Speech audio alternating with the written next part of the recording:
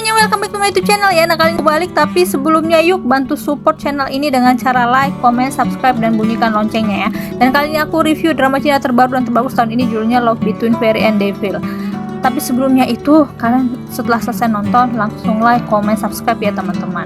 Nah, kisah percintaan ini antara dua makhluk hidup, karena sebenarnya dalam drama ini bukanlah manusia, yaitu antara si Raja Bulan dan peri. Total episodenya sendiri ada 36 yang bisa ditonton di WeTV ataupun ACI. Ratingnya itu sendiri Madramalis 89 karena sangat bagus, Rakuten Viki 96, dan IMDb 86. Ya rata-rata tinggi lah ya ratingnya. Ini drama bergenre wuxia seperti biasanya untuk drama-drama Cina yang lain ya, karena drama itu salah satu yang terbooming di negara Cina, bahkan di luar Cina adalah genre wuxia itu sendiri.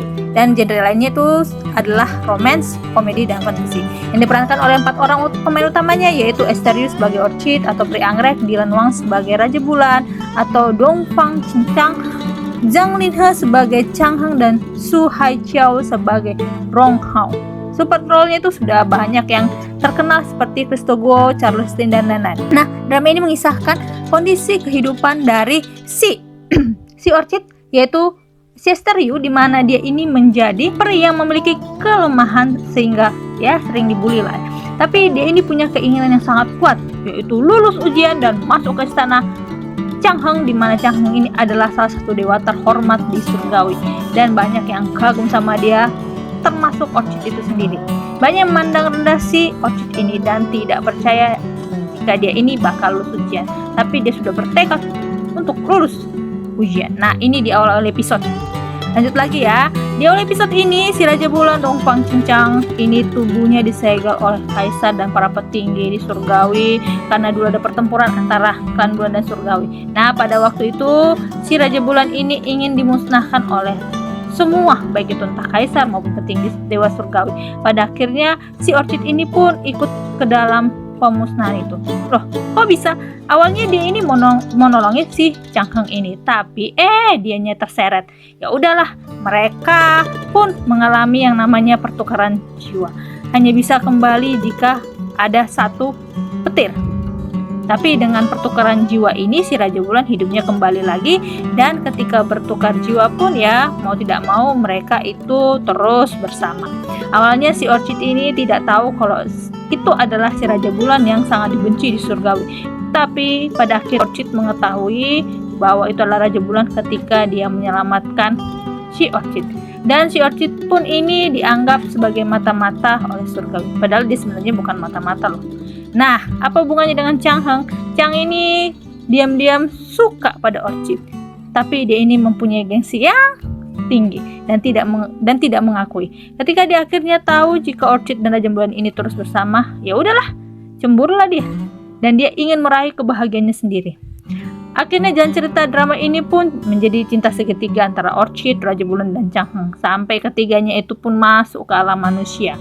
Tetap aja si cinta segitiga ini terjadi. Nah, terus kaitannya dengan Rong Hao apa ya? Rong Hao ini adalah salah satu petinggi dewa di surgawi, tapi dia ini selalu punya niat jahat, yaitu ingin menghidupkan kembali gurunya sendiri yang mati di dalam pertempuran dulu melawan Raja Bulan, yaitu Chi Dinuzi.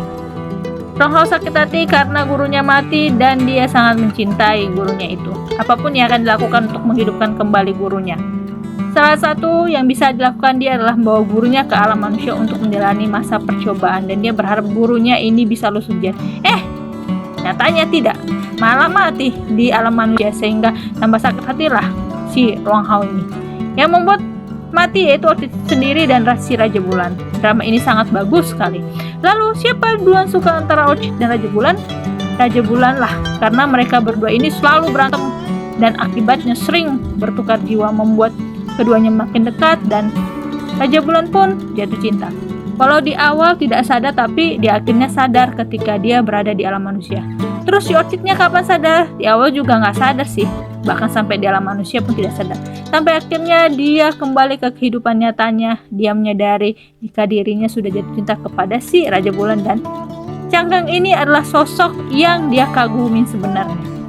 dan dia berkata jujur kepada si Chang Heng. Tapi yang membuat sedih dari drama ini adalah takdir yang sesungguhnya antara dia dan si Raja Bulan.